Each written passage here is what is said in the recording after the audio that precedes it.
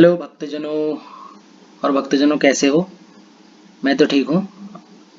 और ज़्यादा समय न बर्बाद करते हुए, जैसे कि हमने पुरानी वीडियो में दो ऑर्गेनल सेल के दो ऑर्गेनलों की बात कर दी है। एक है हमारा न्यूक्लियस और दूसरा हमारी बात हुई गोल्जी बॉडी की, और तीसरा ये ऑर्गेनल आ रहा है माइटोकॉन्ड्रिया। ठीक है, तो आज हम माइटोकॉन्ड्रिया के बारे में विषय में बात करेंगे। तो ज़्यादा विलंब न करते हुए वीडियो को शुरू करते हैं। अगर आप लोगों ने मेरे चैनल को अभी तक सब्सक्राइब नहीं किया है तो सब्सक्राइब कर लीजिए। अगर वीडियो पसंद आए तो लाइक ज़रूर कीजिए, शेयर ज़रूर कीजिए। ठीक है, तो अब ज़्यादा विलंब नहीं करते हैं, शुरू करते हैं। तो माइटोकॉन्ड्रिया जो है वो वैसे तो एक कहते हैं कि पावर हाउस ऑफ सेल। ठीक है, और एक टाइप का आप समझ लो कि ये मेन पावर देने का काम करेगा ही। ठीक हो गया। और वैसे माइटोकॉन्ड्रिया जो है वो दो शब्दों से मिलकर बना हुआ है। एक तो है माइटो, दूसरा है कॉन्ड्रियन। ठीक है, माइटो मतलब होता है थ्रेड। माइटो मतलब क्या होता है? थ्रेड। और कॉन्ड्रियन का मतलब होता है ग्रेन्यूल्स। इसमें मतलब एक थ्रेड लाइक ग्रेन्यूल्स वगैरह जो भी होंगे वो प्रेजेंट होंगे इसमें। इसका ये मतलब हुआ माइटोकॉन्ड्रिया। ठीक हो गया। और इसको हम अलग अलग, वैसे तो इसके बहुत सारे नाम हैं, बहुत सारे नाम थे। इसका एक नाम, इसको हम कहते हैं कॉन्ड्रियोसोम, एक सबसे महत्वपूर्ण नाम था। अब इसके बारे में कुछ इनका इतिहास अगर हम उठा के पढ़ लेते हैं तो एक साइंटिस्ट हुए कोलिकर। इन्होंने 1850 में इस माइटोकॉन्ड्रिया की खोज करी थी इंसेक्ट के मसल सेल में। किसने करी थी? कोलिकर नामक वैज्ञानिक ने 1850 में। कहाँ करी थी? इंसेक्ट के मसल सेल में करी थी। ठीक है, फिर 1882 में एक साइंटिस्ट और हुए, फ्लेमिंग। उन्होंने क्या करा था, ये एक नॉर्मल, जब इनको एक माइटोकॉन्ड्रिया किसी सेल में मिला तो उन्होंने इसका नाम फिला रख दिया था। पहले तक जो खोज करता था वो अपने नाम के आसपास में मतलब रख लेता था किसी भी चीज को। तो इन्होंने 1882 में जो खोज करी, एक सेल में देखा माइटोकॉन्ड्रिया को, तो उन्होंने उसका नाम फिला रख दिया। ठीक है, फिर एक साइंटिस्ट और हुए, उनका नाम था बेंडा। उन्होंने 1897 में इसको माइटोकॉन्ड्रिया कहा। ये महत्वपूर्ण पार्ट है। वैसे होने को तो कोलिकर का भी इंपॉर्टेंट है कि इन्होंने मसल सेल में देखा था, ये क्वेश्चन आते हैं। तो आप सबसे पहले अगर देखेंगे तो क्वेश्चन में कोलिकर अधिकतर पूछा जाता है और बेंडा भी आता है। तो आप हमेशा बेंडा देखिएगा कि 1897 में माइटोकॉन्ड्रिया कहा गया। और एक साइंटिस्ट और हुए जिन्होंने बायोप्लास्ट कहा था 1890 में, वो थे अल्टमान। अल्टमान ने इसको बायोप्लास्ट कहा गया था माइटोकॉन्ड्रिया को। माइटोकॉन्ड्रिया जैसे हम सभी जानते हैं ये पावर हाउस ऑफ सेल है, मतलब सेल को एक पावर देने का काम करेगा और बहुत ही महत्वपूर्ण इकाई है। अब हमको अगर सुबह से लेकर शाम तक खाना पीना कुछ नहीं मिलेगा, हमारे शरीर में पावर ही नहीं रहेगी, तो हम करेंगे क्या दिन भर? कुछ भी नहीं कर सकते हैं ना। तो वैसे ही ये माइटोकॉन्ड्रिया बहुत ही महत्वपूर्ण चीज़ है। ठीक होगा, आई होप ये चीज़ें आपको समझ में आ गई होंगी। क्या बताया मैंने? माइटोकॉन्ड्रिया शब्द का अर्थ माइटो मतलब थ्रेड और कॉन्ड्रियन मतलब ग्रेन्यूल्स। ठीक हो गया, ज़्यादा कुछ नहीं। कोलिकर ने 1850 में इसको कहाँ पाया था?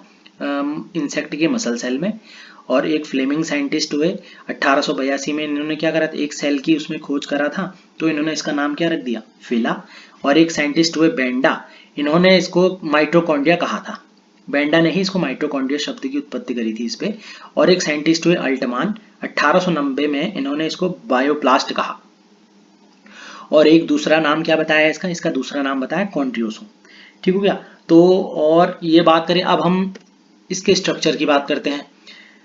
तो जो माइटोकॉन्ड्रिया है वो होने को तो रॉड लाइक स्ट्रक्चर होता है, स्फेरिकल भी होता है और फिलामेंटस स्ट्रक्चर भी है ये। ठीक हो गया।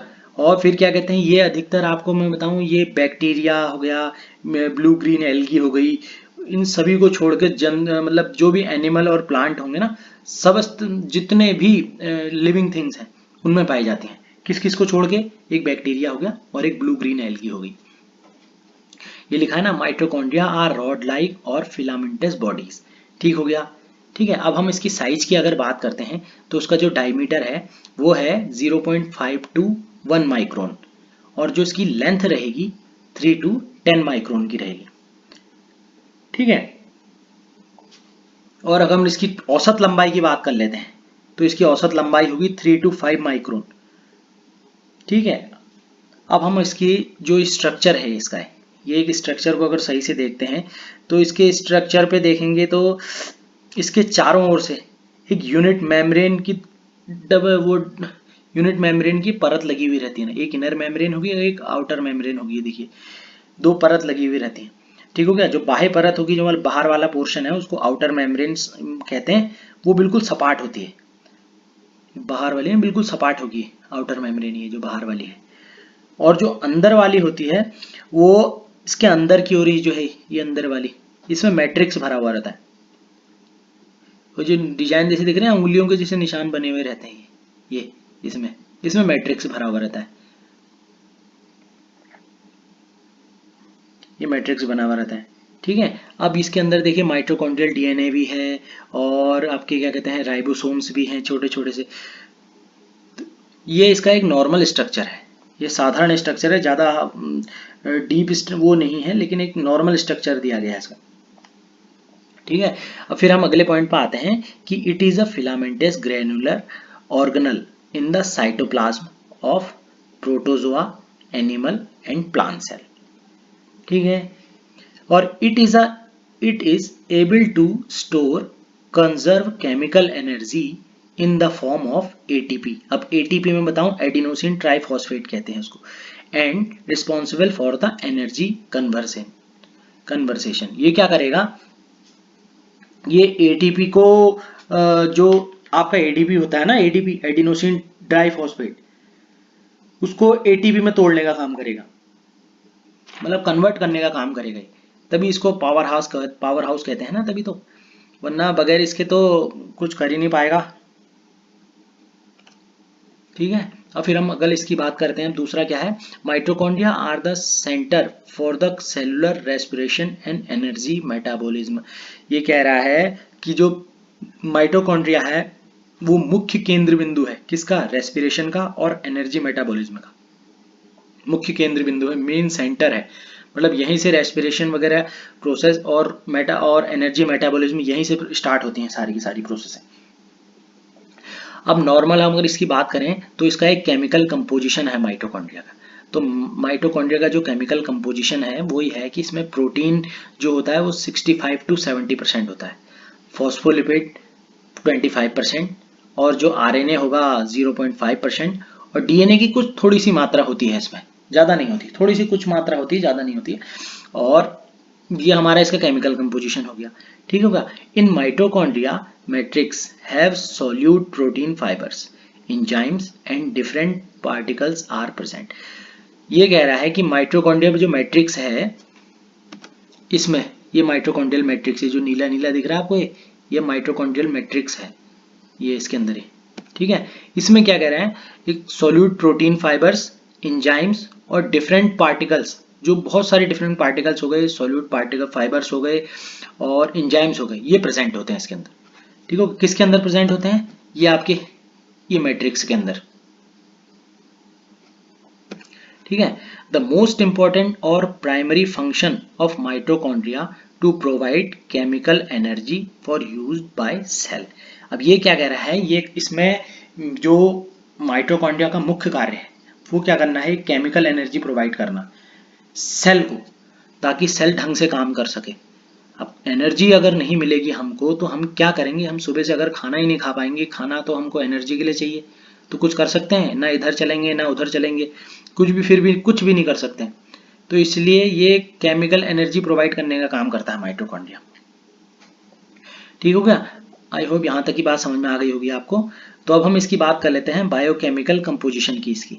तो बायोकेमिकल कंपोजिशन में एक तो माइटोकॉन्ड्रियल डीएनए होता है, दूसरा होता है माइटोकॉन्ड्रियल आरएनए और डिफरेंट टाइप के एंजाइम्स हो गए, प्रोटीन हो गए। ये एंजाइम्स और प्रोटीन वगैरह इसके किस में पाए जाते हैं, मैट्रिक्स में, ठीक हो गया। अब माइटोकॉन्ड्रियल जो डीएनए है ये कहाँ मिलेगा, it is found in mitochondrial matrix and have perfect folding in matrix.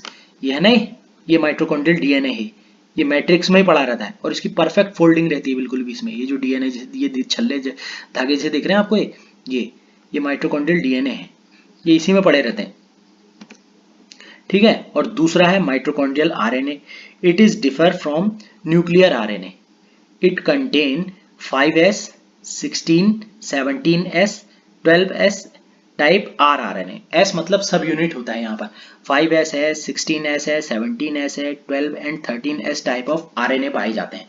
किसमें? माइटोकॉन्ड्रियल RNA जो भी होंगे वो इसमें पाए जाएंगे। It is differ from nuclear RNA, ये न्यूक्लियर RNA से बहुत ही अलग होंगे।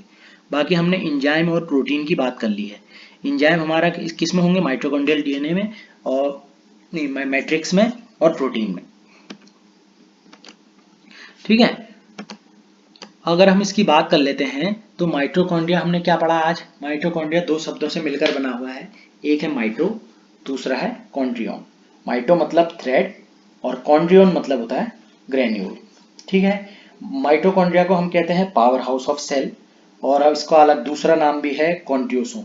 ये बहुत महत्वपूर्ण क्वेश्चन भी आता है अधिकतर, ये माइटोकॉन्ड्रिया कभी कभी नहीं पूछ के कॉन्ड्रियोसोम भी पूछते हैं, तो कंफ्यूज होने वाली बात भी है वैसे भी, लेकिन कंफ्यूज नहीं होना है। तो it is also called a chondriosome. ठीक है, तो एक साइंटिस्ट हुए कोलिकर, इन्होंने 1850 में इसको कहाँ देखा था? मसल सेल ऑफ इंसेक्ट में।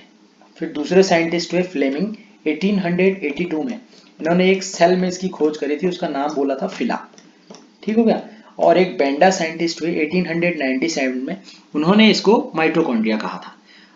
फिर एक साइंटिस्ट और हुए 1890 में, उन्होंने इसको बायोप्लास्ट कहा था। इतने नामकरण तो आदमी के नहीं होते जितने इस माइटोकॉन्ड्रिया के कर दिए इन्होंने। ठीक हो गया, ये हमने स्ट्रक्चर की बात करी थी कि माइटोकॉन्ड्रिया जो होता है वो rod like structure, filamentous body होती है।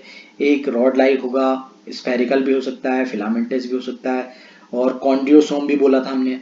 और एक चीज और बोली थी कि बैक्टीरिया और ब्लू ग्रीन एल्गी में ये एब्सेंट रहेंगे, ये नहीं होते हैं। इनकी औसत लंबाई की बात करी थी 3 to 5 म्यूएम। और डिफरेंट RNA, ये जो DNA वगैरह ये मैट्रिक्स में, इसमें इंजाइम और प्रोटीन वगैरह पाए जाते हैं। ठीक हो गया। It is a filamentous granular organelles हो गया in the cytoplasm of protozoa, animal and plant cell. यहाँ तक की हमने बात करी थी। आई होप आपको ये वीडियो सही से समझ में आ गई होगी। बाकी अगर हम दूसरी वीडियो की बात करें तो अगली वीडियो में हम बात करेंगे क्लोरोप्लास्ट की। तब तक के लिए आपका बहुत बहुत धन्यवाद।